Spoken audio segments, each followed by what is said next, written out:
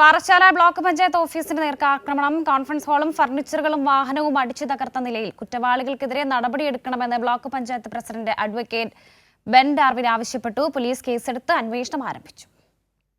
Parassala block panchayat ഓഫീസിന് നേർക്ക് ഇന്നലെ രാത്രിയോടെയാണ് ആക്രമണം ഉണ്ടായത്.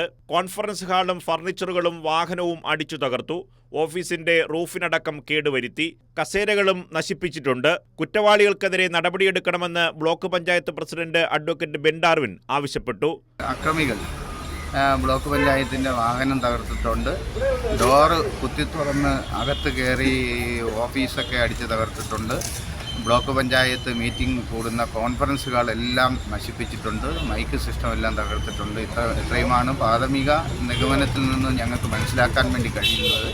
ഇനി ബന്ധപ്പെട്ട നമ്മുടെ സർക്കാർ രേഖകളോ മറ്റിതര കാര്യങ്ങളോ എന്തെങ്കിലും കൈമോശം വന്നിട്ടുണ്ടോ എന്നുള്ളത് പരിശോധിച്ചതിന് ശേഷം മാത്രമേ പറയാൻ വേണ്ടി സാധിക്കൂ. നെയ്യാറ്റിൻകര ഡിവൈഎസ്പിയുടെ നേതൃത്വത്തിലുള്ള പോലീസ് സംഘം സ്ഥലത്തെത്തി പരിശോധന നടത്തി. പോലീസ് കേസെടുത്ത് അന്വേഷണം ആരംഭിച്ചു. CCTV ദൃശ്യങ്ങൾ കേന്ദ്രീകരിച്ചും പോലീസ് പരിശോധന നടത്തുന്നുണ്ട്. അക്രമത്തിന്റെ കാരണം വ്യക്തമായിട്ടില്ല. പ്രദേശത്ത് മറ്റ് രാഷ്ട്രീയ സംഘർഷങ്ങൾ ഒന്നും നിലവിലില്ല. സാമൂഹ്യ വിരുദ്ധരാണോ അക്രമത്തിന് പിന്നിലെന്നും പോലീസ് അന്വേഷിക്കുന്നുണ്ട്.